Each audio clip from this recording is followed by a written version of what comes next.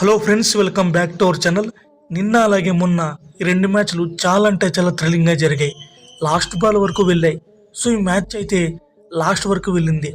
చాలా అంటే చాలా థ్రిల్లింగ్గా జరిగింది. అసలు లక్నో టీం మ్యాచ్ గెలవడానికి అవకాశం లేదు. బట్ ముకుల్ చౌదరి చివరి వాళ్ళ వరకు ఓపిక్గా ఆడి బ్రూటల్ పవర్తో సిక్స్లు కొట్టి మ్యాచ్ విన్నింగ్ పర్ఫార్మెన్స్ అందించాడు. అసలు ఖచ్చితంగా కేకేఆర్ టీం గెలుస్తుందనుకున్నాం. బట్ ముకుల్ చౌదరి అసాధ్యాన్ని సుసాధ్యం చేసి మ్యాచ్ని గెలిపించాడు. కేవలం 27 సంవత్సరాల కుర్రాడు ముకుల్ చౌదరి నిజంగా కోల్కతా గ్రౌండ్ అని ఈడెన్ గార్డెన్స్లో కేకేఆర్ టీంని, కేకేఆర్ ఫ్యాన్స్ని పిన్ డ్రాప్ సైలెన్స్ చేశాడు. నిజంగా ఆ హెలికాప్టర్ కొట్టినప్పటి నుంచి ముకుల్ చౌదరికి కాన్ఫిడెన్స్ పెరిగి నిజంగా కేకేఆర్ బౌలర్స్ని బ్రూటల్ పవర్తో సిక్స్లు కొట్టి అసలు నాన్ స్ట్రైకర్లో ఉన్న ఆవేశకానికి సింగిల్ ఇవ్వకుండా ఈ మ్యాచ్ను నేనే ఫినిష్ చేస్తానని కాన్ఫిడెన్స్తో ఉండి చివరి బాల్ వరకు మ్యాచ్ గెలిపించాడు. నిజంగా ఈ మ్యాచ్ నిన్న మ్యాచ్లా కాకుండా మంచి డ్రామాటిక్గా జరిగింది. నిన్న కుల్దీప్ యాదవ్ నాన్ స్ట్రైకర్ ఎండ్లో నుంచి ఫాస్ట్ రాలేదు. బట్ ఆవిష్కరణ మాత్రం చాలా ఫాస్ట్గా వచ్చి ఆ సింగిల్ రన్ కంప్లీట్ చేశాడు. దీంతో లక్నో టీం మ్యాచ్ గెలిచింది. నిజంగా Mukul Chaudhary mind blowing performance అయితే ఇచ్చాడు. కేవలం 27 బంతుల్లోనే 54 పరుగులు కొట్టి స్ట్రైక్ రేట్ చూసుకున్న 200గా ఉంది. 7 సిక్స్లు 2 4లు కొట్టాడు. నిజంగా మంచి టెంపర్మెంట్తో సిక్స్లు కొట్టాడు భయ్య. సో లక్నో టీం అయితే ఇచ్చిన ఈ ఆపర్చునిటీలో చేసుకుని మంచి ఫినిషింగ్ ఇచ్చాడు. నిజంగా ఈ కుర్రాడి పేరు అయితే క్రికెట్ ఫ్యాన్స్ చాలా పట్టుకు గుర్తుపెట్టుకుంటారు. ఏమైనా బ్యాటింగ్ చేశాడు భయ్య, out standing performance. So Ajinkya Rahane కూడా చివరిలో డెత్ ఓవర్స్లో ఆ బౌలింగ్ చేంజెస్ చాలా బాగా చేశాడు. బట్ ఆ విన్నింగ్ మొమెంటం అయితే రాలేదు. నిజంగా కేకేఆర్ టీంకి మ్యాచ్లో ఒక పీడకల్ లాంటిది. బౌలింగ్ బాగా వేసినప్పటికీ ఈజీగా వికెట్లు తీశారు. బట్ ఆ లాస్ట్ ఓవర్స్ మాత్రం విన్నింగ్ మొమెంటం మొత్తం మారిపోయింది. నిజంగా క్యామరన్ గిన్, వైభవ్ బాగా బౌలింగ్ వేశారు. ఇక ఈ మ్యాచ్ యొక్క విషయానికి వస్తే ముందుగా టాస్ గెలిచి లక్నో టీం బౌలింగ్ తీసుకుంది. దీంతో కేకేఆర్ టీం మొదట బ్యాటింగ్ చేసింది. ఫస్ట్ ఓవర్ షమి బౌలింగ్లో కేవలం 6 పరుగులు మాత్రమే వచ్చాయి. ఇక సెకండ్ ఓవర్ చూసుకున్న లక్నో టీంకి మంచి స్టార్ట్ వచ్చింది.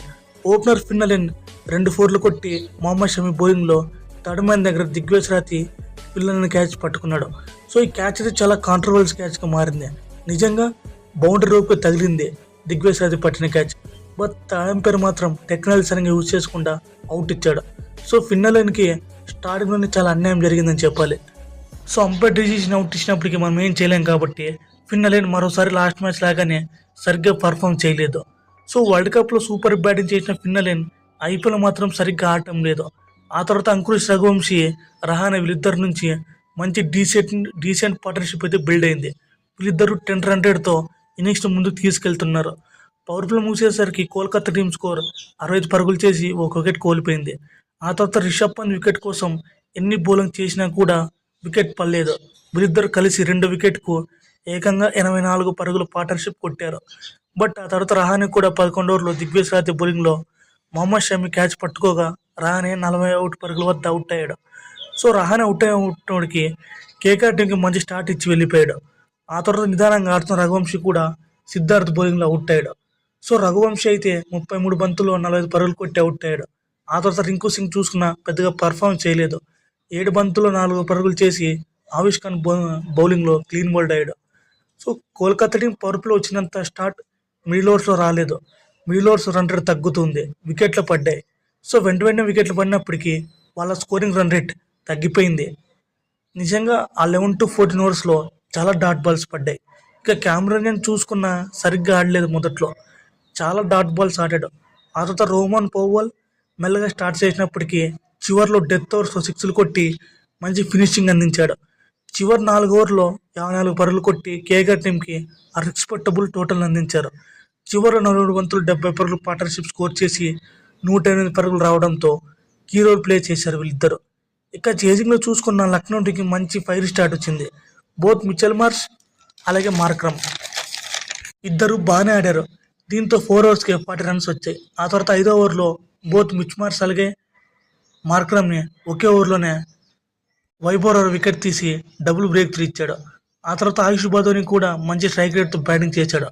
సో లక్నో టీం చూసుకున్న ఆయుష్ బదోని తప్పించి మిగతా బ్యాట్స్మెన్ మిడిల్ ఓవర్స్లో స్ట్రగుల్ అవ్వడం చూసాం. పురాన్ అబ్దుల్ సమద్ వికెట్ పడినప్పటికీ ఆయుష్ బదోని మెల్లగా కంబ్యాక్ చేశాడు. ఆ తర్వాత చివరిలో లక్నో పని అయిపోయింది అనుకున్నాం.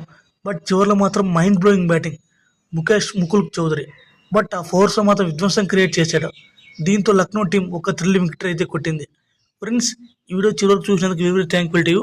ఇలాంటి ఇంట్రెస్టింగ్ ఐపీఎల్ కంటెంట్ కోసం ఇప్పుడే మన యూట్యూబ్ ఛానల్ సబ్స్క్రైబ్ చేయడం మాత్రం మర్చిపోకండి. Thank you for watching.